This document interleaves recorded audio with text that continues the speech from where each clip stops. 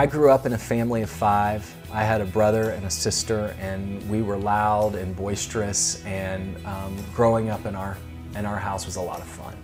And it was the kind of environment where we fought a lot, we wrestled a lot, but we did it in a way where we knew we really loved each other, and we had a huge support network behind us. And that's something that I've tried to create with my kids. And my parents, one of the things that they did for me, I really value that they did for us, is they tried to make our home a place where we could bring our hard questions, we could bring all of our kind of dreams that we wanted for our lives. And they always told us nothing was impossible if you worked hard, if you had a plan, if you were diligent about it. And that influence has really impacted how I think about raising our kids. As I was growing up, we lived about 15 minutes from my grandparents. And when I look back at the influence that they had on me, it was really profound. My grandfather was a Presbyterian minister, and I remember going to church on Sundays and watching him get up and deliver a sermon, and I was so proud of the way he did that, and really was attracted to the way that he would present his ideas. But what I loved about it was then I got to come home with him afterwards.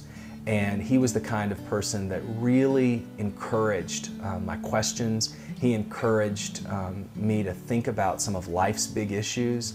And having somebody who will sit next to you, who will walk alongside you in that journey is just invaluable. So right now, my wife and I have 3 children under the age of 6. We have a son and 2 daughters, and life is crazy, but life is wonderful. And I think a lot of people will recognize when they read 5 Simple Things that there's a kind of frantic nature to it as well, because life right now, just like anybody else who has 3 kids under 6, is crazy. And coming up with a tool that will really quickly allow me to think about what's important, to get a list done. I mean, if you're like me, at the end of the day, it's very difficult to look back and say, I've got even a spare minute to do anything. And I think that's just the nature of being at this stage of life. So when I think about 5 Simple Things, I'm hoping that there are a lot of young parents like us that are going through the same things that will hopefully find some respite in this book. And thinking about all the things that I've got to get done in a day, all the hats I have to wear, at work, and other things I'm involved in, and then when I get home. I'm so glad that I've got those 3 kids there, though, that I come home to every day, because having those little ones who, no matter what I've encountered throughout the day, I know they are going to be glad to see me. I know they are going to stand with me no matter what I've encountered. That is so reassuring. I want to leave my kids a sense for what I stand for and what's important for me. And the only way that I can do that is by being present in their lives and by being very intentional about the kinds of things that I do every day. I want them to know what was important to me.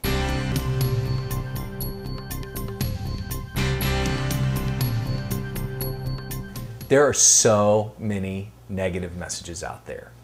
And one of the things that I need every day is the reinforcement of the good things that are going on. The stories where the good things are happening, the small miracles that we encounter every day.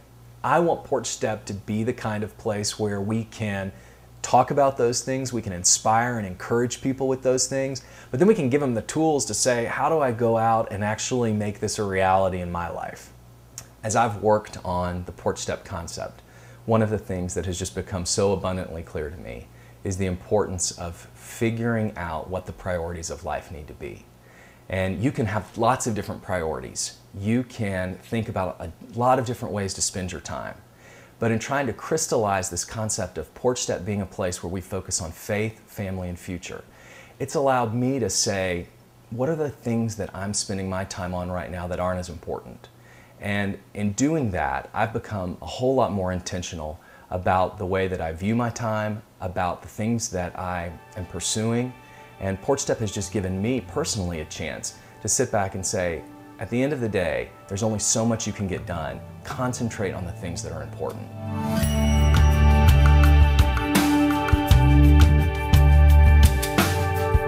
I think interactive communities are going to be a big part of what we're trying to do. You know, when I think about the porch step, initially I think about, you know, a grand house with a big physical porch on it. What I think will be interesting to see evolve is that our porch step may be a virtual porch step, where people can gather to start to think about these ideas in a meaningful way, but they may never physically connect with each other. That's the beauty of using technology to be able to do those things. The other thing I really want Porch Step to be is a place where we can take the best stories that can encourage and inspire people. You know, we have a tagline that we talk about, which is rediscover hope. Well, the way you rediscover hope often is to look at what's going on in other people's lives. What are the struggles they've gone through? What are the successes that they've had? What are the things that we can learn from each other? And when we do that, we rediscover a new hope for ourselves. So my hope is that Porch Step will be the kind of place where we tell those stories. And we tell those stories in a meaningful way so that people can find their encouragement from it.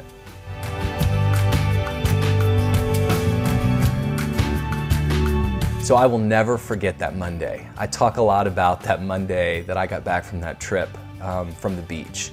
And I remember sitting at my desk thinking how wonderful it had been to spend the week before not worrying about anything. And it was during that day that I started to realize what were the elements of that trip to the beach with my family that just differentiated it from my life at the office.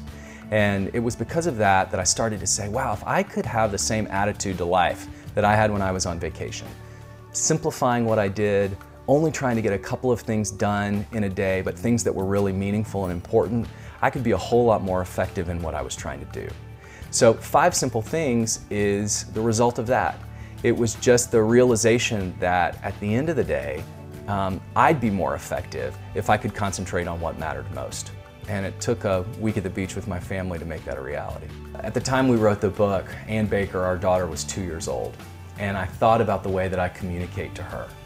And it was in simple words, simple concepts. And so as I started to think about the framework for 5 Simple Things, one of the things that I decided to do was to do it in a framework that would be very simple for her to communicate and very simple to explain. Think, do, reach out, believe, and love. You know, the book is put together in a way that really all 5 of the things set on each other. But I'll tell you, the part of the book that I enjoy doing most every day is that period at the very beginning when I start to realize all of the good things that have happened to me as I start a new day. So I don't have a favorite thing, but sitting down and ticking off those list of 5 things that I'm thankful for guarantees that if I don't get anything else done on that list, I start the day with a real sense of what I've been blessed with and what I've got behind me as I start the new day.